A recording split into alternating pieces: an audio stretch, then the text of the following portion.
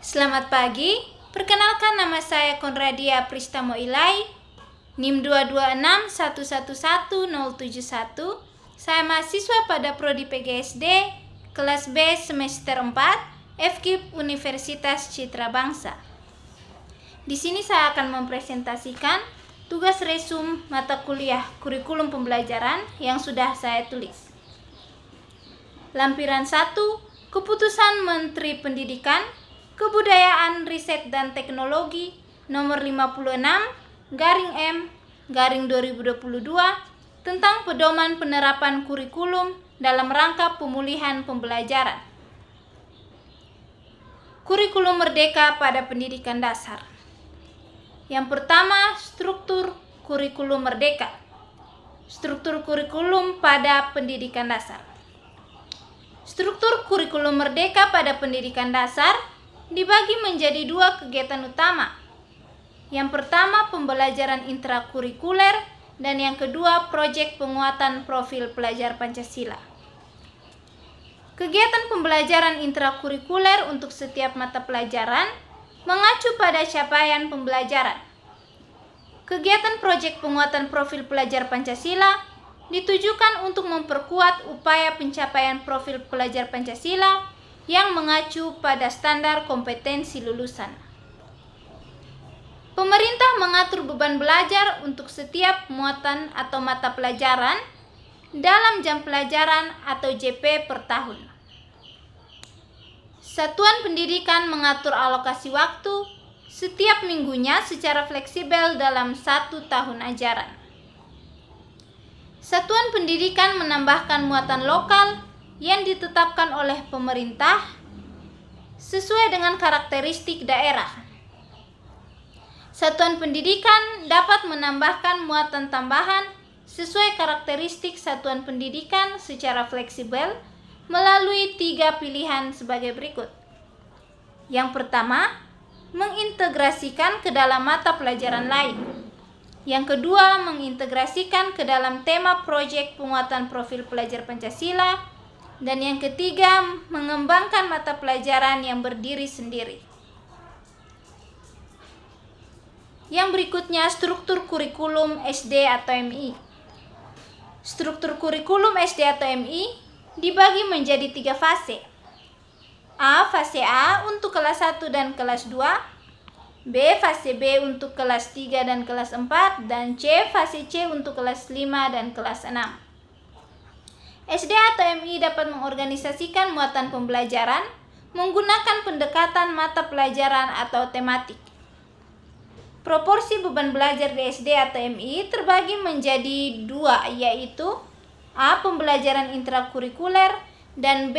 Proyek penguatan profil pelajar Pancasila yang dialokasikan sekitar 20% beban belajar per tahun. Pelaksanaan proyek penguatan profil pelajar Pancasila dilakukan secara fleksibel, baik muatan maupun waktu pelaksanaan. Secara muatan, proyek harus mengacu pada capaian profil pelajar Pancasila sesuai dengan fase peserta didik dan tidak harus dikaitkan dengan capaian pembelajaran pada mata pelajaran. Secara pengelolaan waktu pelaksanaan, proyek dapat dilaksanakan dengan menjumlah alokasi jam pelajaran, proyek penguatan profil pelajar Pancasila dari semua mata pelajaran, dan jumlah total waktu pelaksanaan masing-masing proyek tidak harus sama. Yang kedua, capaian pembelajaran. Capaian pembelajaran atau CP merupakan kompetensi pembelajaran yang harus dicapai peserta didik pada setiap fase.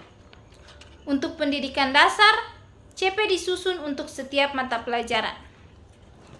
CP ditetapkan oleh pemimpin unit utama yang membidangi kurikulum, asesmen, dan perbukuan. Yang ketiga, pembelajaran dan asesmen. A. Prinsip pembelajaran dan asesmen. Yang pertama, prinsip pembelajaran. Pembelajaran merupakan proses interaksi peserta didik dengan pendidik dan sumber belajar pada suatu lingkungan belajar. Prinsip pembelajaran sebagai berikut. A. Pembelajaran dirancang dengan mempertimbangkan tahap perkembangan dan tingkat pencapaian peserta didik saat ini sesuai dengan kebutuhan belajar serta mencerminkan karakteristik dan perkembangan peserta didik yang beragam sehingga pembelajaran menjadi bermakna dan menyenangkan. B. Pembelajaran dirancang dan dilaksanakan untuk membangun kapasitas untuk menjadi pembelajar sepanjang hayat. C. Proses pembelajaran mendukung perkembangan kompetensi dan karakter peserta didik secara holistik. D. Pembelajaran yang relevan, yaitu pembelajaran yang dirancang sesuai konteks, lingkungan dan budaya peserta didik, serta melibatkan orang tua dan komunitas sebagai mitra. Dan E. Pembelajaran berorientasi pada masa depan yang berkelanjutan. Yang kedua, prinsip asesmen.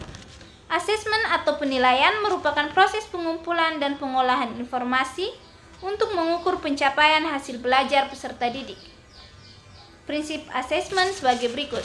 Yang pertama, asesmen merupakan bagian terpadu dari proses pembelajaran, fasilitasi pembelajaran, dan penyediaan informasi yang holistik sebagai umpan balik untuk pendidik, peserta didik, dan orang tua atau wali agar dapat memandu mereka dalam menentukan strategi pembelajaran selanjutnya. B. Asesmen dirancang dan dilakukan sesuai dengan fungsi asesmen tersebut, dengan keleluasaan untuk menentukan teknik dan waktu pelaksanaan asesmen agar efektif mencapai tujuan pembelajaran. C. Asesmen dirancang secara adil, proporsional, valid, dan dapat dipercaya atau reliable untuk menjelaskan kemajuan belajar, menentukan keputusan tentang langkah, dan sebagai dasar untuk menyusun program pembelajaran yang sesuai selanjutnya. D. Laporan kemajuan belajar dan pencapaian peserta didik bersifat sederhana dan informatif, memberikan informasi yang bermanfaat tentang karakter dan kompetensi yang dicapai, serta strategi tindak lanjut. Dan E. Hasil asesmen digunakan oleh peserta didik, pendidik, tenaga kependidikan, dan orang tua atau wali sebagai bahan refleksi untuk meningkatkan mutu pembelajaran. B. Perencanaan serta pelaksanaan pembelajaran dan asesmen. Yang pertama, asesmen di awal pembelajaran dapat dilakukan untuk mengidentifikasi kebutuhan belajar peserta didik dan hasilnya digunakan untuk merancang pembelajaran yang sesuai dengan tahap capaian peserta didik. Yang kedua, satuan pendidikan dan pendidik memiliki keleluasaan untuk menentukan kegiatan pembelajaran dan perangkat ajar sesuai dengan tujuan pembelajaran, konteks satuan pendidikan, dan karakteristik peserta didik. Yang ketiga, satuan pendidikan dan pendidik memiliki keleluasaan untuk menentukan jenis, teknik, bentuk instrumen, dan waktu pelaksanaan asesmen berdasarkan karakteristik tujuan pembelajaran. Yang keempat, apabila pendidik menggunakan modul ajar yang disediakan pemerintah dan atau membuat modul ajar merujuk pada modul ajar yang disediakan pemerintah, maka pendidik tersebut dapat menggunakan modul ajar sebagai dokumen perencanaan pembelajaran dengan komponen sekurang-kurangnya terdiri dari tujuan pembelajaran, langkah-langkah pembelajaran, dan asesmen yang digunakan untuk memantau ketercapaian tujuan pembelajaran. C. Pengolahan hasil asesmen. 1. Satuan pendidikan dan pendidik memiliki keleluasaan untuk menentukan strategi pengolahan hasil asesmen sesuai kebutuhan. 2. Satuan pendidikan dan pendidik menentukan kriteria ketercapaian tujuan pembelajaran. D. Pelaporan kemajuan belajar. Yang pertama, satuan pendidikan menyiapkan pelaporan hasil belajar atau rapor peserta didik. Yang kedua, rapor peserta didik SD atau MI atau sederajat meliputi komponen identitas peserta didik, nama satuan pendidikan, kelas, semester mata pelajaran, nilai, deskripsi, catatan guru, presensi, dan kegiatan ekstrakurikuler. Yang ketiga, satuan pendidikan memiliki keleluasaan untuk menentukan mekanisme dan format pelaporan hasil belajar kepada orang tua atau wali.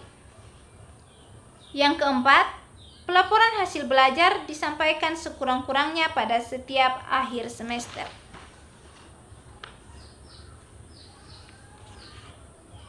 Berikutnya, proyek penguatan profil pelajar Pancasila. Proyek penguatan profil pelajar Pancasila merupakan kegiatan kokurikuler berbasis proyek yang dirancang untuk menguatkan upaya pencapaian kompetensi dan karakter sesuai dengan profil pelajar Pancasila yang disusun berdasarkan standar kompetensi lulusan. Proyek penguatan profil pelajar Pancasila di pendidikan dasar. Pada SD atau MI atau sederajat, proyek penguatan profil pelajar Pancasila mengambil alokasi waktu 20-30% dari total jam pelajaran selama 1 hari. Tema-tema utama proyek penguatan profil pelajar Pancasila yang dapat dipilih oleh satuan pendidikan adalah sebagai berikut. Yang pertama, gaya hidup berkelanjutan. Yang kedua, kearifan lokal. Yang ketiga, Bhinneka Tunggal Ika. Yang keempat, bangunlah jiwa dan raganya. Yang kelima, suara demokrasi. Yang keenam, rekayasa dan teknologi. Yang ketujuh, kewirausahaan. Dan yang kedelapan, kebekerjaan. Dalam 1 tahun ajaran, proyek penguatan profil pelajar Pancasila dilakukan sekurang-kurangnya 2 proyek dengan 2 tema berbeda di SD atau MI. Yang kelima, perangkat ajar. Perangkat ajar merupakan berbagai bahan ajar yang digunakan oleh pendidik dalam upaya mencapai profil pelajar Pancasila dan capaian pembelajaran. Contoh perangkat ajar yang disediakan oleh pemerintah adalah sebagai berikut.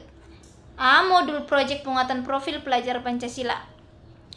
Modul proyek penguatan profil pelajar Pancasila merupakan dokumen yang berisi tujuan, langkah, media pembelajaran, dan asesmen yang dibutuhkan untuk melaksanakan suatu proyek penguatan profil pelajar Pancasila. B. Modul ajar. Modul ajar merupakan dokumen yang berisi tujuan, langkah, dan media pembelajaran, serta asesmen yang dibutuhkan dalam satu unit atau topik berdasarkan alur tujuan pembelajaran. C. Buku teks. Buku teks terdiri atas buku teks utama dan buku teks pendamping. Yang keenam, kurikulum operasional satuan pendidikan. Kurikulum operasional yang digunakan di satuan pendidikan untuk pembelajaran dikembangkan dan dikelola oleh satuan pendidikan dengan mengacu kepada struktur kurikulum yang ditetapkan oleh pemerintah. Yang ketujuh, mekanisme implementasi kurikulum merdeka. A. Menerapkan beberapa bagian dan prinsip kurikulum merdeka tanpa mengganti kurikulum satuan pendidikan. B. Menerapkan kurikulum merdeka dengan menggunakan perangkat ajar yang sudah disediakan oleh pemerintah pusat. C. Menerapkan kurikulum merdeka dengan mengembangkan berbagai perangkat ajar oleh satuan pendidikan. Yang kedelapan, evaluasi kurikulum pada satuan pendidikan pelaksana kurikulum merdeka. Evaluasi kurikulum pada satuan pendidikan pelaksana kurikulum merdeka merupakan serangkaian kegiatan terencana dan sistematis dalam mengumpulkan dan mengolah informasi dan data yang valid dan reliable. Evaluasi dilakukan terhadap komponen kurikulum pada satuan pendidikan pelaksana kurikulum merdeka, yaitu yang pertama struktur kurikulum, 2 capaian pembelajaran, 3 pembelajaran dan asesmen, 4 penggunaan perangkat ajar, dan 5 kurikulum operasional satuan pendidikan.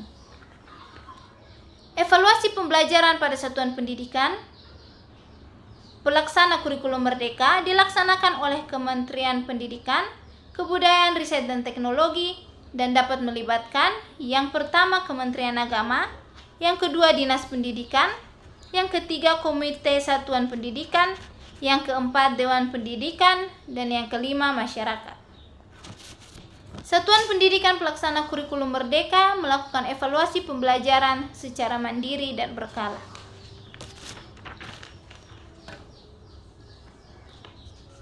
Lampiran 2, Keputusan Menteri Pendidikan, Kebudayaan, Riset, dan Teknologi Republik Indonesia Nomor 56/M/2022 tentang pedoman penerapan kurikulum dalam rangka pemulihan pembelajaran.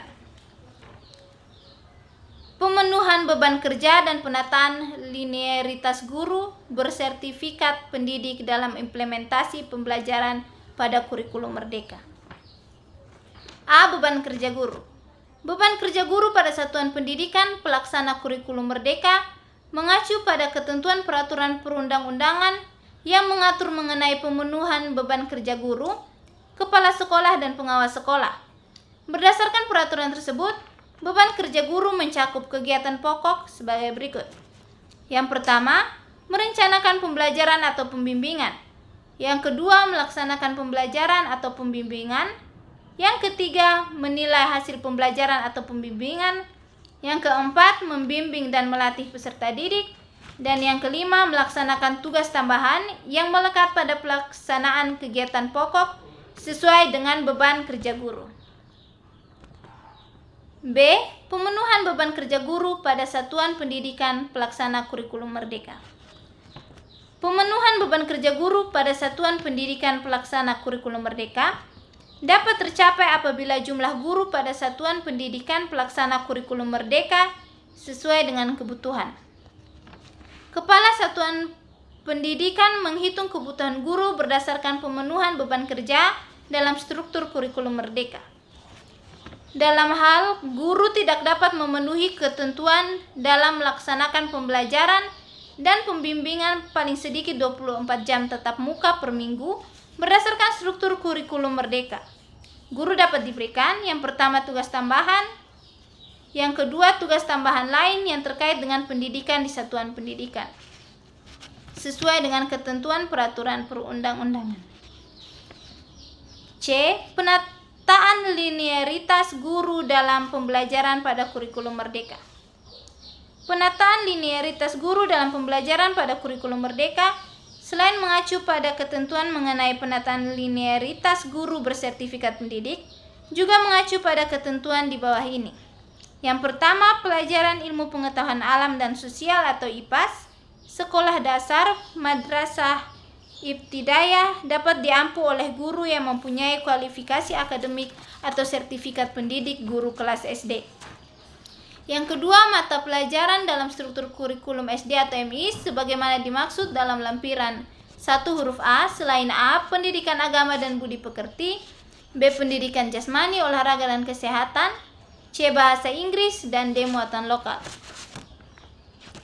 Yang ketiga, mata pelajaran bahasa Inggris dalam struktur kurikulum SD atau MI sebagaimana dimaksud dalam lampiran 1 huruf A merupakan mata pelajaran pilihan pada SD atau MI yang dapat diajarkan oleh A, guru kelas yang memiliki kompetensi bahasa Inggris, B, guru bahasa Inggris yang tersedia di SD atau MI yang bersangkutan, C, guru bahasa Inggris di SD atau MI terdekat yang ditugaskan dan diakui beban kerjanya, D, mahasiswa yang masuk dalam program Merdeka Belajar Kampus Merdeka. Yang keempat, mata pelajaran muatan lokal dalam struktur kurikulum SD atau MI sebagaimana dimaksud dalam lampiran 2 huruf B merupakan mata pelajaran pilihan pada SD atau MI yang dapat diajarkan oleh A, guru kelas yang memiliki kompetensi muatan lokal, B, guru muatan lokal yang tersedia di SD atau MI yang bersangkutan, C, guru muatan lokal di SD atau MI terdekat yang ditugaskan dan diakui beban kerjanya, atau D, mahasiswa program studi muatan lokal atau berdasarkan surat keputusan gubernur yang masuk dalam program Kampus Merdeka.